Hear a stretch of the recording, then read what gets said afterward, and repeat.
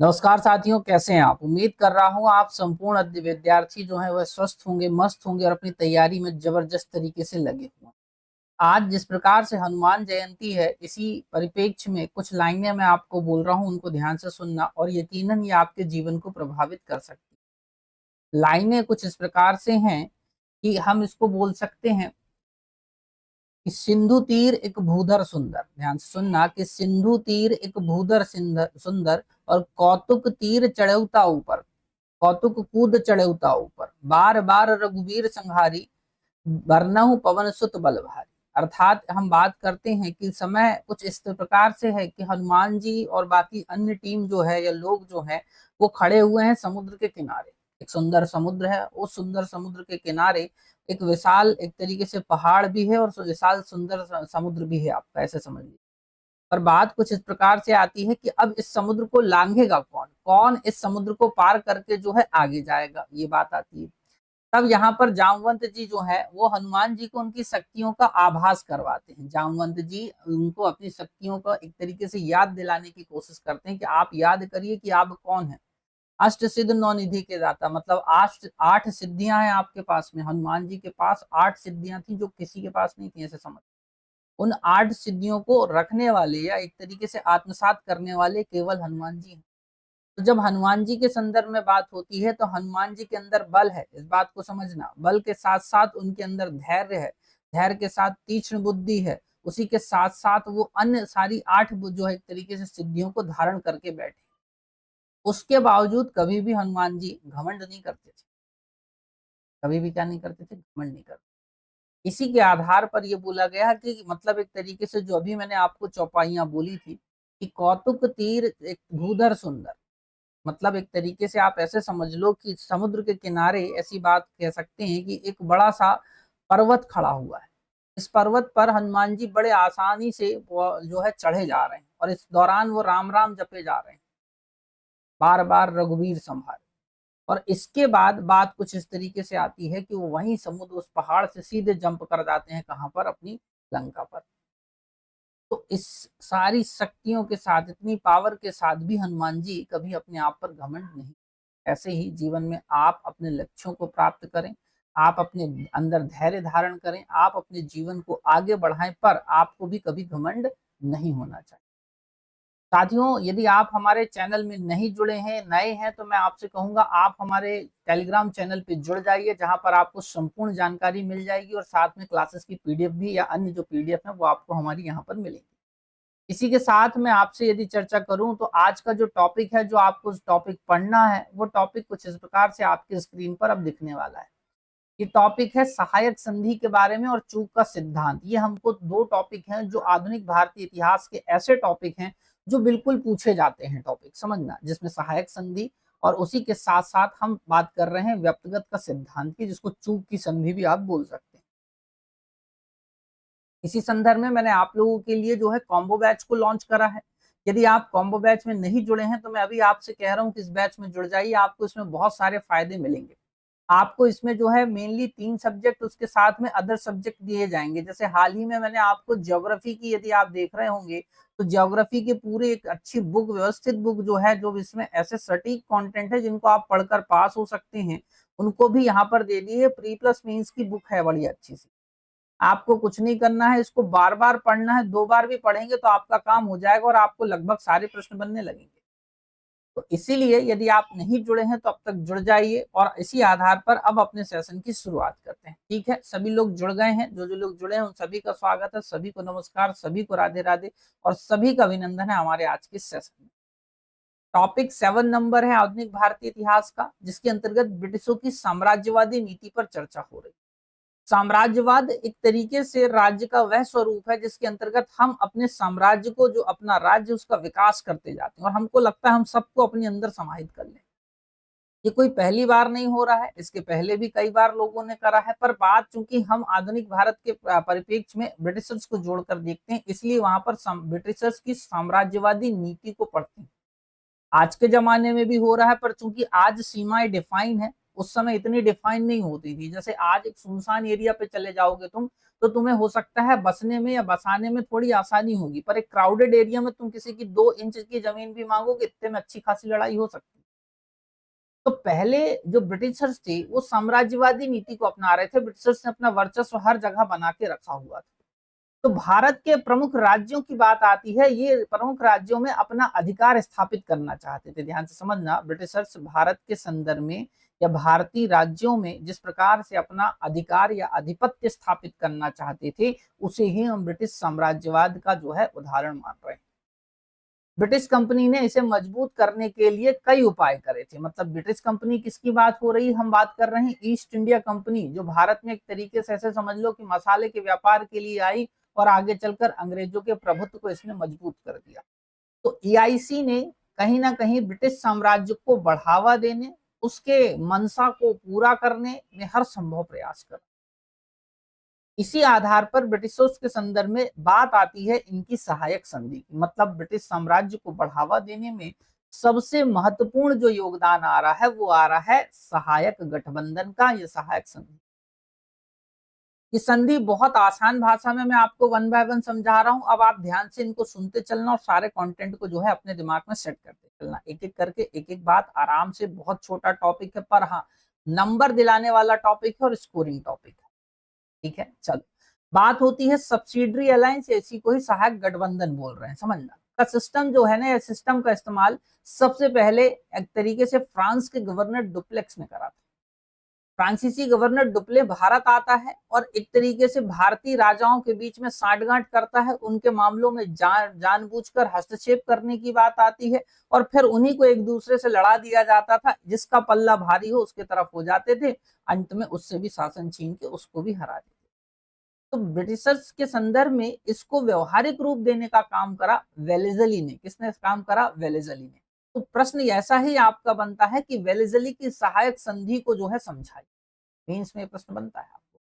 तो आप ध्यान से सुनना, वेलेजली ने सहायक गठबंधन को व्यवहारिक रूप दिया, और वेलेजली की जो सहायक गठबंधन प्रणाली है वह कुछ इस प्रकार से है। एक एक करके सारे बिंदुओं को अब समझा रहा हूं, उसको ध्यान से सुन।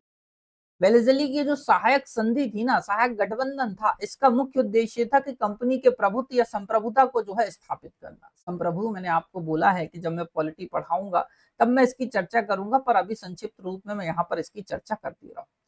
संप्रभु का यह मतलब होता है कि कहीं ना कहीं कोई राज्य जो है अपने निर्णय लेने के लिए स्वतंत्र हो। पर यहाँ पर जो संप्रभु का आप देख रहे हो वो ये है कि हम ब्रिटिश साम्राज्य के अंदर भारतीय राज्यों को मिला दें। मतलब भारतीय राज्य जो भी निर्णय, जो ब्रिटिश साम्राज्य जो निर्णय ले, वो भारतीय राज्यों के ऊपर थोप दिया जाए। इस बात को समझे। अब भारतीय राज्यों में से फ्रांसीसी का प्रभाव समाप्त करना ये भी था। मतलब एक टाइम ऐसा था, समझ लो, कि भारत में फ्रांसीसियों का भी अच्छा खासा प्रभुत्व बनता हुआ दिख रहा था।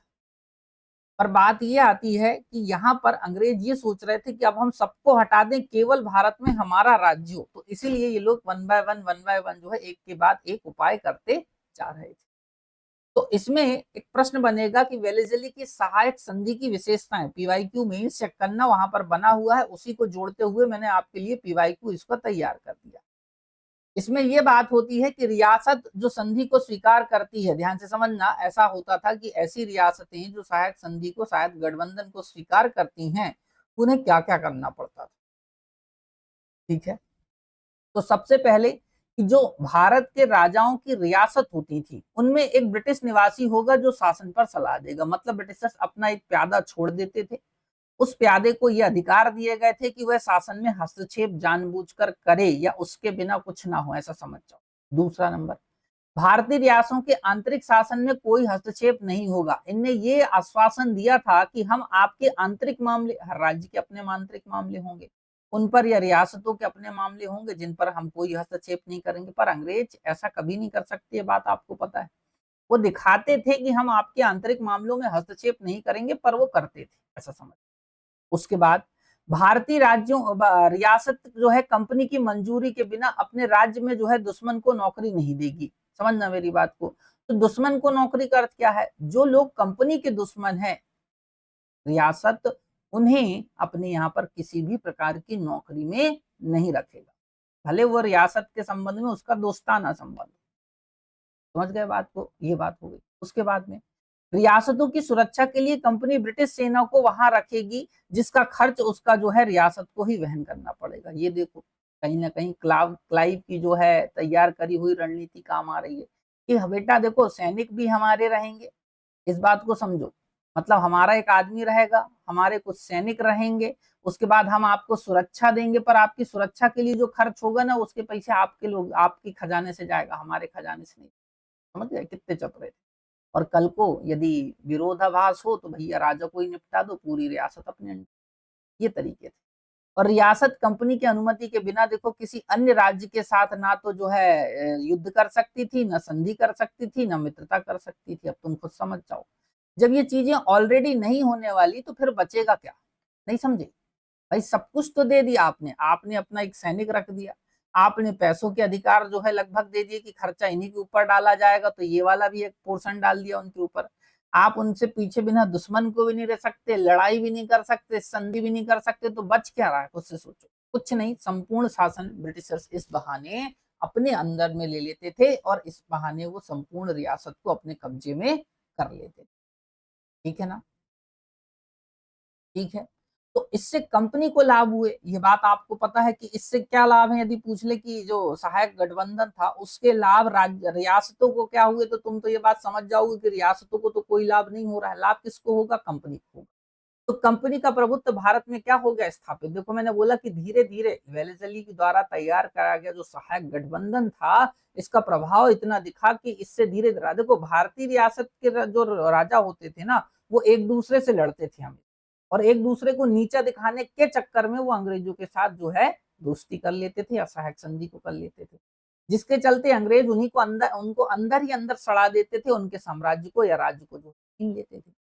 फ्रांसीसी का प्रभुत्व जो है खत्म करना, मतलब फ्रांसीसियों को पूरी तरीके से भारत से समाप्त करने का एक रणनीति बना ली, तो अंग्रेज हो गए और भारतीय सैनिक हो गए या भारतीय रियासतें हो गई, दोनों मिलकर हावी हो गए उनके ऊपर। उसके बाद भारतीय राज्यों को अंग्रेजों के खिलाफ एक संघ या गुट बनाने से रोक दिया। अब देखो इससे हमने उन्हीं में फूट डाल दी कि जैसे मान के चलो बोला कि तुम देखो हमारे साथ रहो, हम तुम्हें बचा के रखेंगे, तुम्हें हारने नहीं देंगे। अब ऐसे उन्होंने धीरे धीरे दूसरे को भी ऑफर दे दिया, तीसरे को ऑफर दे दिया। अब तुम क्या कर रहे हो, तुम एक दूसरे के अंदर खुन्नस पाल के बैठे हो, और इस सब का मजबूत फायदा अल्टीमेटली अंग्रेज अपने लिए ले गए और बोले तुम हमारे खिलाफ तो आओगे नहीं, हम तुमको ही लड़ाते रहेंगे एक दूसरे, वो वाली बात हो गई। और कंपनी को कई संप्रभु क्षेत्र मिले, मतलब कंपनी ने भारत की कई रियासतों को अपने अंडर में कर लिया।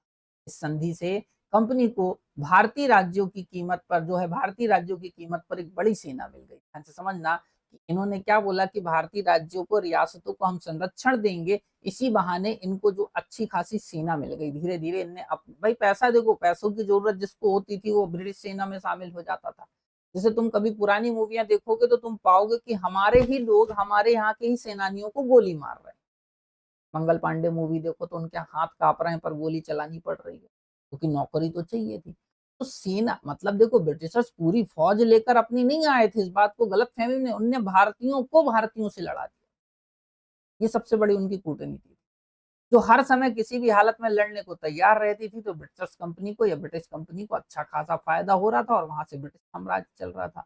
तो बात आती है कि सहायक संधि को अपनाने वाले जो रियासतें थी उनके क्रम को ये भी प्रश्न पूछता है। तो तुम बोलोगे सबसे पहले अपना रहा है हैदराबाद, उसके बाद मैसूर अपना रहा है, फिर तंजौर अपना रहा है, फिर अवध अपना रहा है, फिर पेशवा अपना रहे हैं, फिर बरार के भोसले अपना रहे हैं, और फिर इस तरीके से सिंधिया ग्वालियर के। समझ गए बात को। तो इस तरीके से वन बाय वन आपसे पूछ लेता है, तो इनको आपको पढ़ लेना है और इसके संदर्भ में आपको संपूर्ण बातों को समझ लेना। प्रश्न 2 बनाएगा, सहायक संधि का प्रारंभ मतलब शब्द जैसे या प्रारंभिक स्तर किसने शुरू करा, तो तुम बता दोगे फ्रांसीसी गवर्नर डुप्ले। आपसे पूछे सहायक संधि को जो है व्यवहारिक रूप में या व्यवहारिक रूप में समझाने का श्रेय या लागू करने का श्रेय किसे जाता है, तो तुम बता दोगे किसको, अपने अंग्रेज के जो वेलेस्ली को। उसी के साथ साथ Radhe Radhe sir, class join फिर में हुई आज, क्यों भाई क्या दिक्कत हो गई। ठीक, ज्वाइन करने में दिक्कत आ रही थी, ऐसा कह रहे हो। चलो जल्दी से कमेंट्स करो। राधे राधे निकिता, लेट हो गई आप आज। चलिए नीलम क्या दिक्कत आ रही थी बेटा। जल्दी से बताओ, सहायक संधि मैंने आपको जो है समझा दी। अब इसके बाद हम चूक सिद्धांत को पढ़ेंगे। व्याप्तगत सिद्धांत या इसी को चूक का सिद्धांत को, जल्दी से आंसर दीजिए।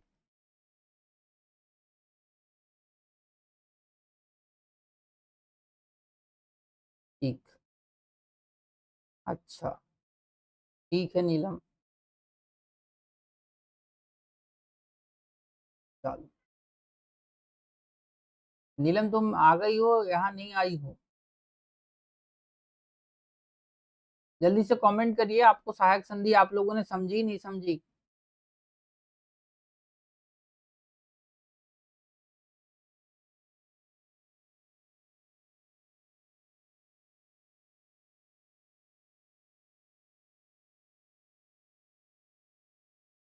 ठीक, सारे मेंबर्स कमेंट करें थोड़ा।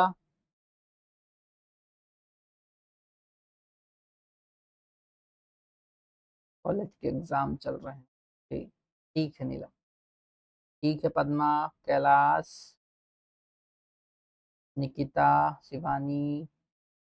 चलो, अदिति आज नहीं आई लग रहा है। मधुर भी है। मानसी नहीं आई है शायद। चलो, ठीक है। बहुत बढ़िया बच्चों, अब चूक का सिद्धांत समझना। चूक का सिद्धांत भी बहुत इंपॉर्टेंट पोर्शन है और अच्छा खासा प्रश्न चूक के सिद्धांत से भी बनता हुआ आपको दिखेगा। और ये प्रश्न ऐसे हैं कि रिपीटेडली पूछे जाते हैं, आपको यदि दूसरे एग्जाम भी दोगे तो भी उसमें आ जाते हैं। चलो, अब हम बात करते हैं चूक का सिद्धांत या इसी को ही व्यक्तिगत का सिद्धांत, इंग्लिश में डॉक्ट्रिन ऑफ लैप्स कहते हैं। इंग्लिश में क्या कहते हैं? Doctrine of lapse. होता यह है कि इसको शुरुआत करने का श्रेय जो है एक तरीके से अंग्रेज गवर्नर डलहौजी को जाता है। डलहौजी के बारे में आपने खूब चर्चाएं सुनी।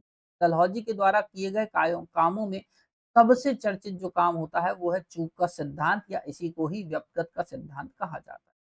1848 से लेकर 1856 तक जब वो गवर्नर रहता है तो उसने इस प्रक्रिया को अपनाया।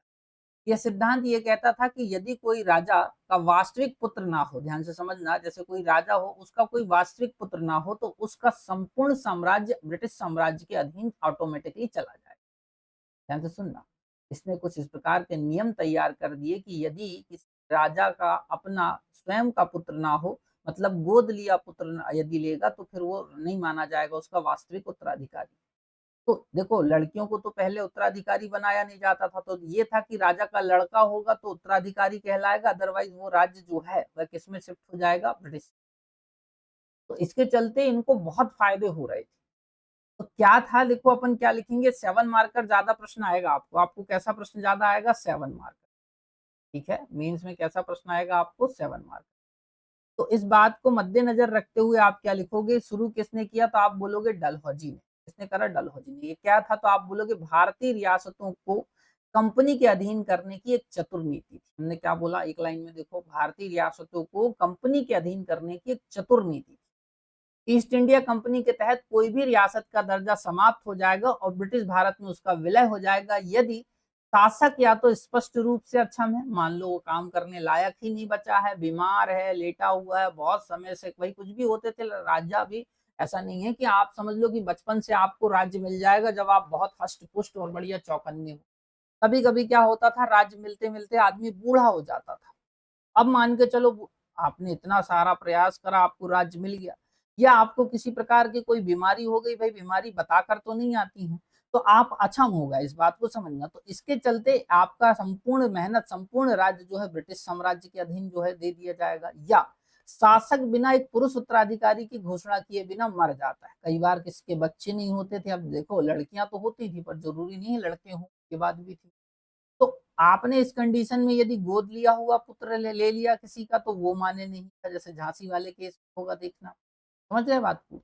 तो इसके चलते, इसके अनुसार भारतीय शासक को किसी दत्तक पुत्र को राज्य या उत्तराधिकारी घोषित नहीं किया जा सकता था। तो इसके चलते वन बाय वन जो है भारत की कई रियासतें या छोटे छोटे राज्य जो है ब्रिटिश साम्राज्य में मिलना शुरू हो गए थे। सबसे ज्यादा फायदा ब्रिटिश के माध्यम से होता हुआ दिख रहा था। तो इसी बात के अंतर्गत कुछ बातें आती हैं कि जैसे व्यक्तिगत सिद्धांत के अंतर्गत अपने को क्या पढ़ना है वो मैं आपको बता रहा हूँ, पर उसके पहले हमने आप लोगों के लिए अर्थशास्त्र या उद्यमिता का कोर्स लॉन्च करा है मेरे प्यारे बच्चों। ये कोर्स बहुत मिनिमम कॉस्ट पे है जिसमें आपकी तैयारी बेहतरीन तरीके से एक बार कराई जाएगी। इसका मतलब ये है कि यदि आपने एक बार अच्छे से तैयारी कर ली तो आपको बार बार तैयारी नहीं करनी पड़ेगी। तो इसलिए अभी आप नहीं जुड़े हैं तो जुड़ जाएं। कोर्स की लिंक, नंबर सब आपको स्क्रीन में दिख रहा है। इसी के साथ साथ यदि आपको लगता है कि और कोई संशय है तो आप डायरेक्ट कॉल करके पूछ लीजिए, या मैं आपसे कहूंगा इस क्लास का डिस्क्रिप्शन चेक करेंगे तो वहां पर आपको इस क्लास की लिंक, कोर्स की लिंक और सारी चीजें मिल जाएंगी। इसी के साथ एमपीपीएससी, एमपीएसआई, एफएसओ और जो असिस्टेंट प्रोफेसर जैसे जो हालिया एग्जाम आ रहे हैं मेरे प्यारे बच्चों, इन एग्जाम में यदि आप एमपी की इकोनॉमी को विशेष तौर पे बेहतरीन तरीके से तैयार करना चाहते हो तो मैं आपको कहूंगा आपके लिए सबसे बेस्ट बुक ये। इसमें कम कंटेंट है, बेहतर कंटेंट है, रिसेंट कंटेंट है, जो आपको पास कराएगा वो कंटेंट है। तो आप इसके लिए हमारी यूनिट 6 की जो स्पेशल बुक है उसको ले सकते हैं। उसके लिए भी आप कॉल करें, डिस्क्रिप्शन में आपको देखने को मिल जाए। चलिए, अब बात ध्यान से सुनिएगा, जो बहुत इंपॉर्टेंट बात आ रही है कि ये जो चूक का सिद्धांत है इसके तहत कौन कौन सी रियासतें या कौन कौन से राज्य ब्रिटिश साम्राज्य में मिला लिए गए, बात को समझना। तो इसके लिए देखो सबसे क्रम पूछ लेता है, सबसे पहले कौन हुआ, तो आप क्या बोलोगे, सतारा, महाराष्ट्र वाला एरिया हो रहा है, समझना। तो देखो 1848 में सतारा को डलहौजी अपने राज्य ब्रिटिश साम्राज्य में मिला देता है। जैतपुर और संबलपुर को मिला दिया जाता है 1849। उसके बाद बघाट की बात आती है तो 1850 में बघाट को मिला लिया जाता है। उदयपुर की बात आती है 1852 में, उदयपुर को मिला लिया जाता है। झांसी को 1853 और नागपुर को भी 1853 में मिला लिया जाता है। तो इस तरीके से डलहौजी के शासनकाल में वन बाय वन जो है एक एक राज्यों को अपने अधीन मिला लिया जा रहा था, और इसी के चलते 1857 की क्रांति फूटी थी। और इसकी ट्रिक मैंने बना दी है, देखो, सजय संभ उझाना अवध। ध्यान से देखो, सजय मतलब हम सा से क्या बोल रहे हैं, आपका सतारा। जय से क्या होगा, जैतपुर। सा से आपका हो जाएगा एक तरीके से संबलपुर, फिर बा से बघाट, फिर आपका हो जाएगा उदयपुर, फिर झांसी, फिर नागपुर, और लास्ट में बचता है आपका अवध। अवध वाला सेशन में आपको जब पढ़ा रहा था तब मैंने आपको बोला था डलहौजी ने आउटरम की रिपोर्ट के आधार पर कुशासन का आरोप लगाते हुए अवध को अपने ब्रिटिश साम्राज्य के अंतर्गत मिला लिया था। तो यहां से सबसे पहला सबसे इंपॉर्टेंट प्रश्न बनता है, चाहे प्री की बात करो, चाहे मेंस की बात करो, और जिस भी एग्जाम में हिस्ट्री का जो सिलेबस है उसमें बात करो, आपको ये प्रश्न पूछा जाता है, और पूछा जाता है कि बताइए कि वह कौन सा राज्य था जिसे डलहौजी की चूक सिद्धांत के अंतर्गत शामिल नहीं करा गया। तो आपको याद रखना है सजय संभ उझाना, ध्यान से समझना, सजय संभ उझाना, इतनी ट्रिक याद रखोगे तो सतारा, जैतपुर, संबलपुर, उदयपुर, झांसी और नागपुर, इतनी बात हो गई। तो इसी के चलते पृष्ठभूमि रची गई, मैंने आपको बोला 1857 की। जब मैं झांसी की रानी पढ़ाता हूं तब आपको बताता हूं कि किस प्रकार से झांसी की रानी ने जो है एक पुत्र को गोद लिया था, याद आ रहा है, गंगाधर राव आई थिंक जो है उनका नाम था। तो इसके चलते जो है अंग्रेज जो है रानी को बोलते हैं महल खाली कर दो, रानी महल खाली नहीं करती, ना अपने एक राज्य को मिलाती है, और राजनी जो है एक तरीके से बोल सकते हैं ना स्वाभिमान के लिए, अपने राज्य के लिए आत्म बलिदान तक देने को तैयार हो जाती, वो वाली बात होती। इसके चलते प्रश्न पूछा जाएगा कि एक तरीके से व्यक्तिगत सिद्धांत के माध्यम से अंतिम रूप में किसका विलय करा गया, तो बोलना अवध पहले रूप पर करा गया तो सतारा। डलहौजी ने किसकी रिपोर्ट के आधार पर, तो तुम बोलोगे आउटरम की रिपोर्ट के आधार। तुमसे पूछे कि वह कौन सा राज्य था जिसे जो है सहायक संधि के अंतर्गत जो है चूक के सिद्धांत के अंतर्गत शामिल नहीं करा गया, तो तुम क्या बोलोगे, उसका आंसर ये तुम्हें अब मिल गया। इसी के साथ जो बात थी मैंने आपको, ये देखो कि प्रश्न डायरेक्ट पूछा जाता है, कुशासन के आरोप पर, शासन का आरोप लगाकर किस राज्य को ब्रिटिश साम्राज्य में मिला लिया गया, तो तुम बोलोगे अवध को। अवध के अंतिम नवाब कौन थे, वाजिद अली शाह, और वाजिद अली शाह का पुत्र जो था बिरजिस कादिर, मैंने आपको बताया। क्या आपको याद आ रहा है कि नहीं आ रहा है, ठीक है। तो मेरे हिसाब से आज जो है एक छोटा सा सेशन आपके लिए मैंने डिजाइन करा था, पर इतना याद रखना ये बहुत इंपॉर्टेंट सेशन है, इतना भी छोटा नहीं है जितना तुम सोच के बैठ जाओ। और उसी के साथ साथ आपके लिए कम समय में कुछ बेहतर आउटपुट की मैंने आपको देने का प्रयास करा है, ठीक है ना, बिल्कुल।